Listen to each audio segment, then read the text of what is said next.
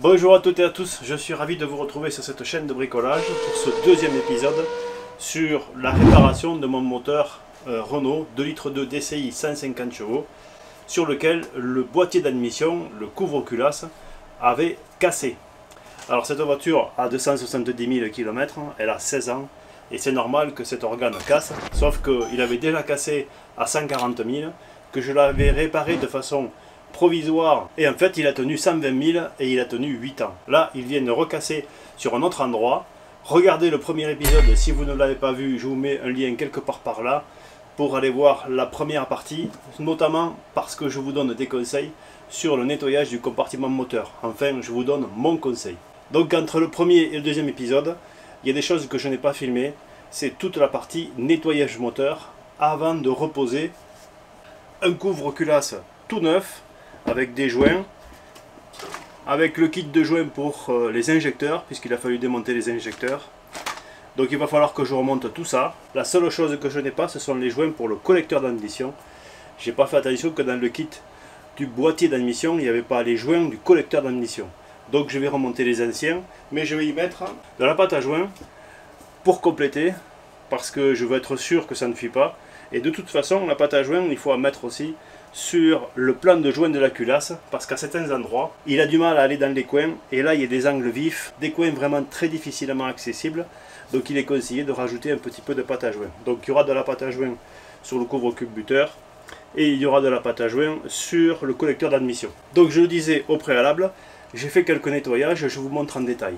Donc j'ai nettoyé ici la partie étanchéité sur le collecteur d'admission, toutes ces encoches ici dans lesquelles vont aller ces joints, que je vais nettoyer aussi au préalable, puisque ce sont des joints, je le rappelle, que je ne peux pas remplacer, je ne les ai pas. J'ai nettoyé très sérieusement l'intérieur des puits d'injecteurs, parce qu'il ne s'agit pas d'aller rentrer de la crasse dedans, et donc je vous montre avec un rétroviseur, voilà ce que ça donne.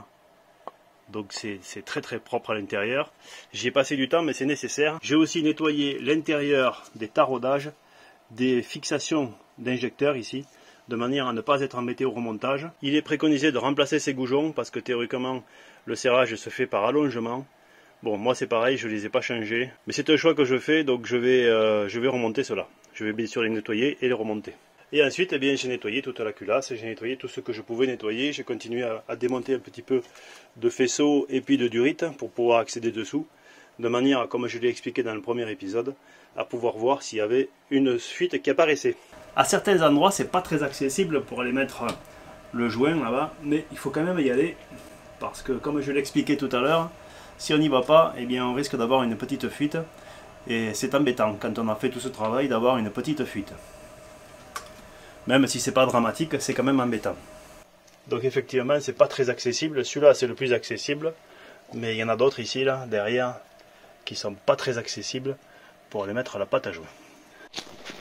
Alors comme je l'ai dit, je n'ai pas de nouveaux joints pour mettre ici sur le collecteur d'admission, mais ils sont en bon état. Donc je vais les laisser comme ça. Ils sont bien souples, ils ne sont pas craquelés, ils ne sont pas fendus. Je les ai démontés délicatement, heureusement.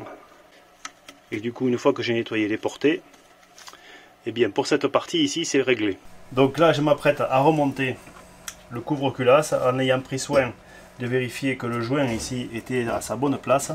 Ça, c'est le joint qui va permettre l'étanchéité entre les puits d'injecteur et puis ici le cache-culbuteur. Ici les portées du collecteur d'admission. Ici c'est la partie qui va aller dans l'étouffoir. Et ici le joint, j'ai bien pris soin de le plaquer dans la gorge de manière à ce que quand je vais le retourner, eh bien il ne tombe pas. Je vérifie. Et le joint ne bouge pas.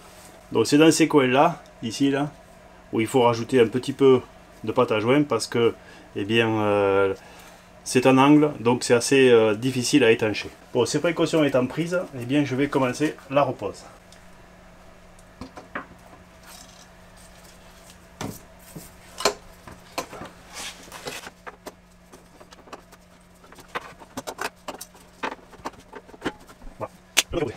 Je vais tout de suite remonter le support moteur. Ça me permettra, quand je vais serrer, de ne pas faire bouger le moteur sur l'autre support.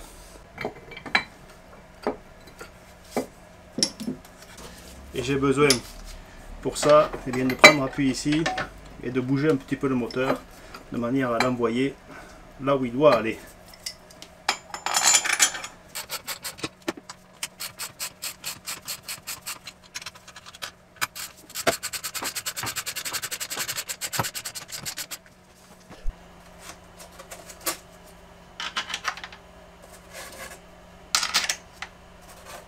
Avec cette petite astuce du carton, eh bien, je ne risque pas de me louper dans les vis à remonter.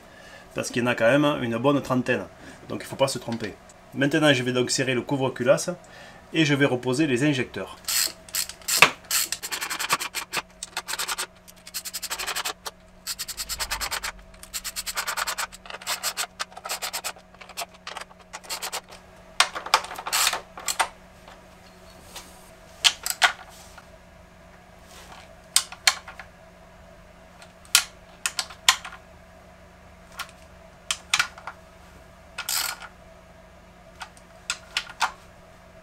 Donc je vais remonter l'injecteur, donc il faut faire attention de ne pas se tromper, je les avais repérés.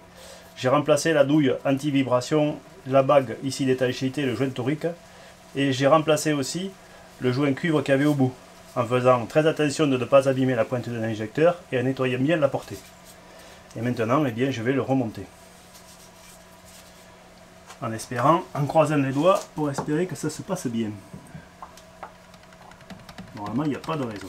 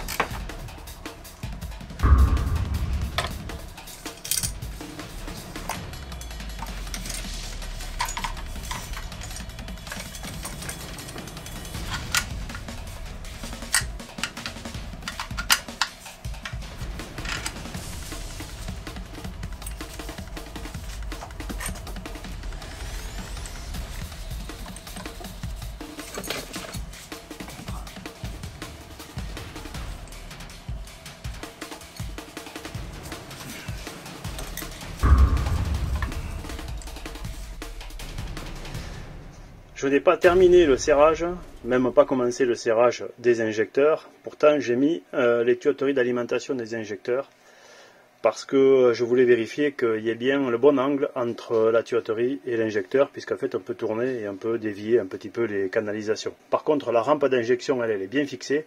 Pour autant, les canalisations ici sont juste approchées à la main. J'ai bien orienté mes tuyauteries d'injecteur et maintenant je vais serrer, en essayant bien évidemment de ne pas bouger l'alignement. Et donc je vais faire un serrage des injecteurs. Avec la préparation que j'ai faite, eh bien il n'y a aucune difficulté à serrer les vis, ou tout du moins à les faire rentrer, puisque tout est bien propre. Et ça c'est important, tout doit être très très propre. Parce que si on commence à foirer une vis ici, là, si ça commence à forcer, eh bien il ne faut surtout pas insister parce qu'on est dans le bloc moteur. Donc là, ça doit s'approcher à la main. Idéalement, il aurait fallu changer ces vis, mais bon, j'ai complètement oublié. Je n'y ai pas pensé. Je ne sais pas comment c'est sur tous les moteurs. Il y a sûrement des moteurs où ce n'est pas des vis, ce sont des goujons. Enfin là, l'important c'est qu'on puisse approcher les vis, comme ça, hop, à la main. Si ce n'est pas le cas, encore une fois, abstenez-vous, faites marche arrière. C'est qu'il y a quelque chose qui n'est pas propre. Et il est encore temps de démonter. Bon, moi je n'ai pas forcément tous les outils adaptés, mais ça fait rien. Je vais quand même arriver à travailler, puisqu'ici je n'ai que ce genre de petit outil. Bon, c'est pas terrible, hein. J'avoue que c'est pas terrible comme outil, mais bon, ça va faire avec. J'ai une vieille clé à cliquer qui rentre bien là-dedans, donc je vais me débrouiller avec ça. C'est un préalable que je n'ai pas mis, mais bien évidemment, il faut être un minimum mécanicien, avoir l'habitude pour se lancer dans ce genre d'opération. Inimaginable, si on n'a jamais démonté quoi que ce soit, de se lancer dans ce genre d'opération. Je le dis au cas où. Ensuite ici, le gros risque qu'il y aura, eh bien, c'est la fuite de gasoil, parce que derrière, il y a le turbo. Donc le gasoil sur le turbo, ça ne fait pas bon ménage. Du coup, la précaution à prendre pour éviter un grave accident, c'est d'éviter d'avoir une fuite de gasoil. Donc c'est la seule chose qui sera la plus importante. Ensuite, s'il y a une goutte d'huile, il y a une goutte d'huile, mais la fuite de gasoil, c'est interdit. Il faut absolument éviter ça. Donc je ne remonterai pas tout pour faire les essais, tout simplement pour continuer à voir ce qui se passe pendant un petit moment. Et quand je dis un petit moment, c'est peut-être plusieurs semaines. Donc j'ai serré au couple, j'ai remonté donc toutes les canalisations de l'alimentation en gasoil. Il me reste à remonter les tuyauteries de retour, les connexions électriques. Et je vais m'arrêter là parce que je ne vais pas remonter tous les carters. Je vais utiliser un moment cette voiture comme ça, de manière à mieux voir ce qui se passe dessous. Parce qu'ici, il n'y a pas de garantie service après-vente. Par contre, il y a un contrôle visuel dès qu'on fait des kilomètres. Donc là, je vais sortir. Déjà, je vais essayer de redémarrer. Normalement, ça devrait bien se passer. Mais ensuite, je vais faire des kilomètres et je vais contrôler au fur et à mesure s'il n'y a pas une évolution, s'il n'y a pas quelque chose qui se dessert ou qui commence à fuir. Donc là, je remonte rapidement les carters et des connexions électriques, bien sûr. Si je veux voir les fuites qu'il peut y avoir, eh bien, il ne faut pas qu'il y ait de composants qui soient gras. Il faut qu'ils soient secs, de manière à identifier tout de suite les fuites.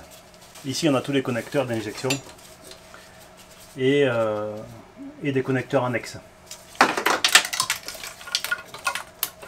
Je l'ai expliqué dans le premier épisode, tout ce qui est connexion doit être repéré, parce qu'il y a des chemins de passage naturels, et que ces chemins de passage, si on ne les respecte pas, d'abord, eh bien, on va tirer sur des câbles, on va faire des choses qu'il ne faut pas faire, et ensuite, au niveau des numérotations, notamment pour ce qui est injecteur, eh bien, c'est primordial.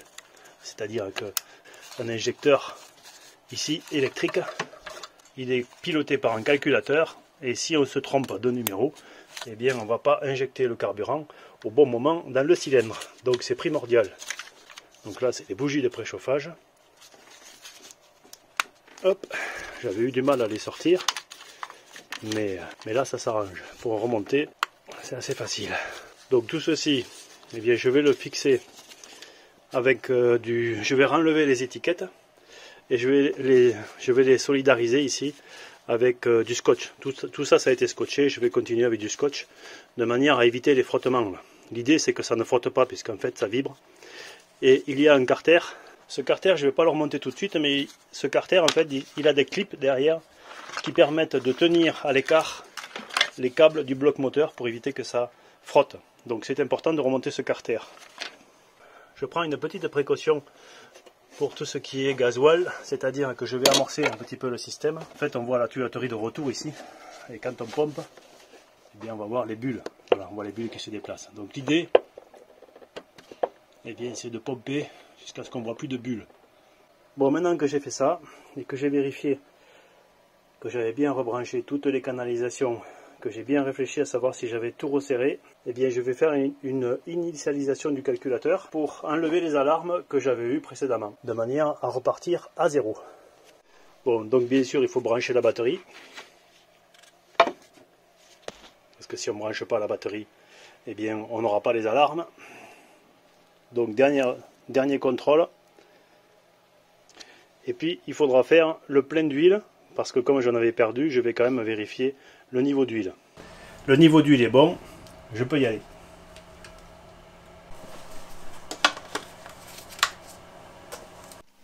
Voilà les alarmes que j'ai actuellement. Donc je vais essayer d'effacer les défauts. Donc ça c'est bon. Pas de défaut. Donc je n'ai plus de défaut. J'ai une batterie qui est un petit peu faible. Donc je vais voir ce que ça va donner pour le démarrage. Allez, c'est parti.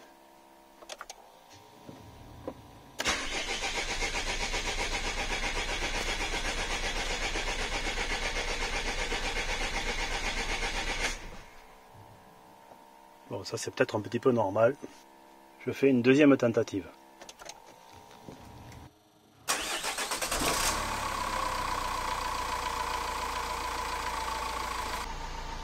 Donc j'ai mis quelques indicateurs ici. Pression de la rampe d'injection. Donc ça c'est le capteur qu'il y a sur la rampe d'injection. Donc là j'ai des valeurs ici. Débit de carburant. Donc 3 valeurs de débit de carburant. Le régime moteur. La pression de la rampe. Bon, on entend quelques irrégularités, mais c'est un petit peu normal parce qu'il y a encore de l'air dedans. Pour l'instant, je suis au ralenti. Je vais couper le moteur et je vais aller voir ce qui se passe. Si j'ai pas des fuites. Ce qui est rassurant, c'est que l'étouffoir fonctionne bien, puisque on l'a entendu, le moteur s'est coupé instantanément. Ensuite, on va faire le tour pour voir si on voit des fuites d'huile quelque part. Et comme je l'ai dit, de gasoil. Donc ici, c'est pas une fuite, c'est que j'avais pas bien nettoyé, quand j'ai installé. Donc ici, il n'y a pas de fuite. Derrière, c'est assez facile. Je vais regarder mes doigts. Pas de fuite. Il n'y a pas de fuite. Donc ça, c'est assez étanche. Et voilà, la réparation de ce moteur Renault 2 litres de DCI 150 chevaux est terminée. Alors, ça n'a pas été une partie de plaisir, ça a été assez stressant par moment. Il y a beaucoup de précautions à prendre, je n'en ai pas parlé, je ne l'ai pas détaillé. Ça concerne tout ce qui est couple de serrage, notamment, ordre de serrage des vis, contrôle à réaliser derrière. Donc, quand on fait une opération comme ça, on essaye d'avoir un manuel. Parce que dans le manuel, il y a quand même des informations qui sont données. Même si il y en a certaines que je n'ai pas respectées. Mais comme je l'ai expliqué, je ne vais pas me retourner vers un garagiste pour avoir la garantie de la réparation, je vais assurer le service après-vente. Si ça ne fonctionne pas, je m'en prendrai qu'à moi-même. Pour autant, cette voiture vaut à peu près 2500 € et le prix des réparations était supérieur au prix de la voiture. Donc j'ai été obligé de faire cette réparation moi-même parce que sinon, eh bien, c'était quasiment impossible. Cette voiture aurait fini à la casse très certainement, et c'est très certainement ce qui arrive quand les gens n'arrivent pas à réparer leur voiture et que la facture des réparations dépasse le prix de la voiture. Pour une voiture qui a 16 ans, qui n'était pas bien cotée à l'origine, même si c'est une bonne voiture, eh bien, elle vaut aujourd'hui que 2500 €. 3000 € si elle est en bon état. Donc celle-ci a 16 ans, 270 000 km, et je pense que je lui ai donné encore quelques années devant elle, si cette réparation tient le coup. C'est-à-dire, si je ne me suis pas trompé, s'il n'y a pas de fuite d'huile qui apparaissent, eh bien, normalement, ce que m'a garanti la personne qui m'a envoyé ces pièces, je vous mets un lien dans la description, c'est que cette pièce est une pièce qui est ultérieure à la fabrication de la voiture, donc elle a subi des améliorations, notamment pour éviter qu'elle se recasse en deux. Parce que franchement, c'était pas tout à fait normal qu'à 140 000 km, le bloc d'admission ou le couvre-culasse se partage par le milieu. Mais ça, c'est de l'histoire ancienne, puisque je viens de le réparer. Comme je l'ai dit, je ne vais pas remonter les protections, enfin, tout du moins celle qui est centrale, de manière à pouvoir voir ce qui se passe, s'il y a des fuites ou s'il n'y a pas de fuite. Voilà. Je vais remonter le cache moteur en dessous, qui lui sert pour protéger le moteur, mais aussi pour récupérer les fuites d'huile éventuelles, pour ne pas polluer la route.